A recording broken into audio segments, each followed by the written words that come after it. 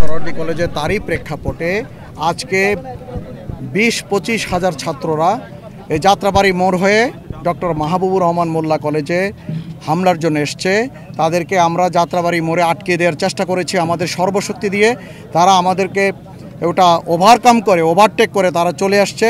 আমরা তাদেরকে যখন এখানে চলে আসছে আমরা পেছনে পেছনে আসছি, তাদেরকে বারণ করার চেষ্টা করেছি, কিন্তু তারা এখানে কলেজে এসে ভাঙচুর করেছে, এখানে চড়াও হয়েছে কলেজের উপরে। পরবর্তীতে এখানকার যারা ছাত্র আছে, এলাকার গণ্যমান্য ব্যক্তিবর্গ আছে। Double million offer Walton fridge কিনে পেতে পারেন 20 লক্ষ টাকা, রয়েছে কোটি কোটি টাকার নিশ্চিত উপহার। তারাও এখানে এসে এক পর্যায়ে তারা এখান থেকে চলে যায়। এখন পরিস্থিতি স্বাভাবিক আছে, তবে পরবর্তী সর্বশেষ পরিস্থিতি হলো যে কলেজের ব্যাপক ক্ষয়ক্ষতি হয়েছে, কিছু আহত হয়েছে বলে আমরা জেনেছি, এবং যে সমস্ত রিউমার হয়, কিছু রিউমার আছে, কিন্তু তার কোনো এখন ভিত্তি আমরা পাচ্ছি না। আমরা যাচাই বাছাই পরে এটা আমরা জানাতে সক্ষম হব।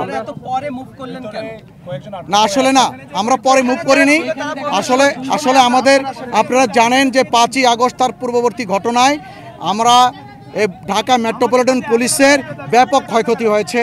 ইভেন আমাদের এখন আপনি শুনলে আশ্চর্য হবেন যে আমাদের থানায় এই leg guard, bullet proof jacket, helmet এগুলো পর্যন্ত নাই।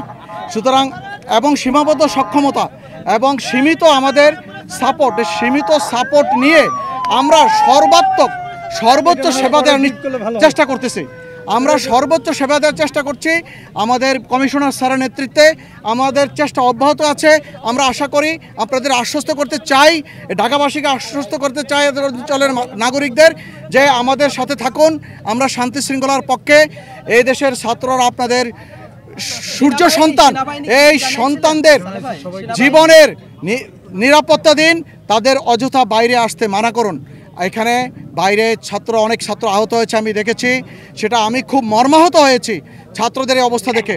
এরা আমাদের দেশের সম্পদ, কিন্তু তারা আজকে এই পরিস্থিতিতে আসবে কেন? সুতরাং যেই পরিস্থিতি আসুক, এটার সমাধান আছে। প্রত্যেক সমস্যারই একটা সুরাহা আছে, আমরা সেই সুরাহার পথে হাঁটছি। আমরা আলাপ আলোচনার মধ্য দিয়ে সকল পক্ষকে নিয়ে আমরা আলোচনায় বসছি। আমরা আলোচনার মধ্য দিয়ে একটা সুন্দর একটি সমাধানে পৌঁছার চেষ্টা করছি।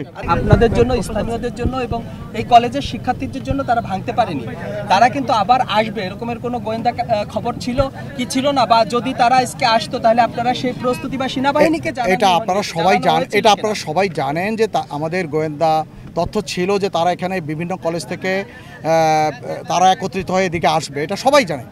এটা শুধু গোয়েন্দা তথ্যই না, এটা প্রকাশ্যে একটা বিষয় ছিল। সুতরাং সেভাবে প্রস্তুতি ছিল আমাদের ঢাকা মেট্রোপলিটন পুলিশের পক্ষ থেকে, আমাদের কমিশনার স্যারের নেতৃত্বে প্রস্তুতি ছিল।